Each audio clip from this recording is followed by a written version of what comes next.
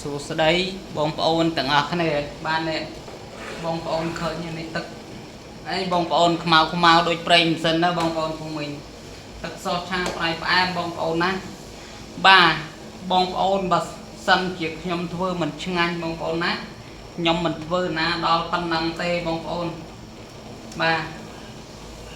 មិនធ្វើរហូតទេបងប្អូនឃើញវីដេអូខ្ញុំភាគច្រើនដែរបងប្អូនភូមិមិញបាទភាគច្រើនគឺមុខម្ហូបដែលខ្ញុំធ្វើជាមួយនឹងទឹកសឆាប្រៃផ្អែមគឺមានច្រើនបងប្អូនណាបាទមិនមែនចេះតែនិយាយទេបងប្អូនអានេះវិញគឺទឹកសឆាឡុកឡាក់បងប្អូនភូមិមិញទាំងអស់គ្នាបាទខ្ញុំហ៊ាននិយាយថាបើសិនជាបងប្អូនជាវទឹកសឆាប្រៃផ្អែមរបស់ខ្ញុំទៅបងប្អូនណាបងប្អូនប្រកាសជាថាមិនខកបំណងបងប្អូនបាទមិនខកចិត្តទេបាទហើយក៏បងប្អូនចំណាយលុយ$20ឬមកក៏មួយកំប៉ុងនេះមួយកំប៉ុងប៉ុណ្ណេះ20000រៀលមិនខកចិត្តទេបងប្អូនណាបងប្អូននឹងបានមុខម្ហូបដែលឈ្ងុយឆ្ងាញ់បងប្អូនធ្វើឲ្យដឹងតែត្រូវ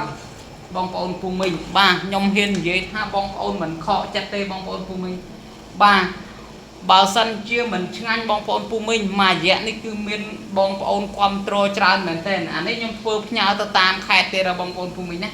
បាទអញ្ចឹងហើយបងប្អូនភូមិមិញគឺអាចទុកចិត្តបានបងប្អូនភូមិមិញណាបាទมันមានបញ្ហារឿងថាมันឆ្ងាញ់នោះទេបងប្អូន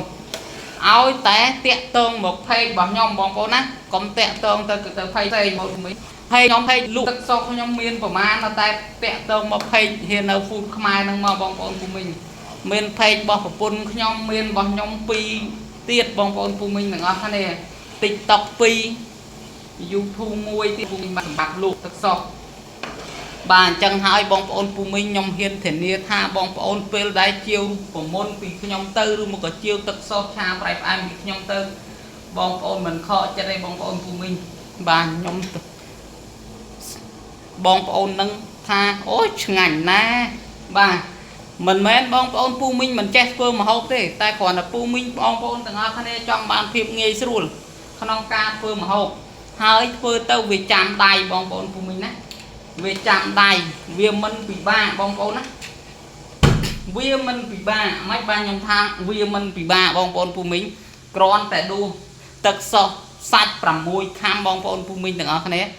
ដួសតែ2វែកឬក៏ស្មើនឹង57 ml បងប្អូនភូមិមិញទាំងអស់គ្នាឆ្ងាញ់ដូចគេបេះបងប្អូនភូមិមិញបាទទាំងមាន់ឆាខ្ញីមាន់លីងប្រៃផ្អែមមាន់លីងអំបិលម្ទេស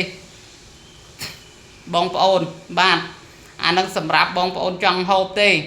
បាទបងប្អូនចង់បានមុខម្ហូបអីគឺច្រើនមែនទែនបងប្អូនត្រូវជាមួយនឹងទឹកសុះឆាប្រៃផ្អែមនេះមុខម្ហូបចិនក៏មានត្រូវមកជាមួយនឹងរូបមន្តទឹកសុះឆាប្រៃផ្អែមនេះដែរបងប្អូនភូមិមិញណាភាគច្រើនតែម្ដងមុខម្ហូបចិនបងប្អូនភូមិមិញទាំងអស់គ្នាខ្ញុំហ៊ាននិយាយថាភាគច្រើនដែលត្រូវជាមួយទឹកសុះឆាប្រៃផ្អែមគ្រាន់តែខ្ញុំអត់ចេះបាយបាយ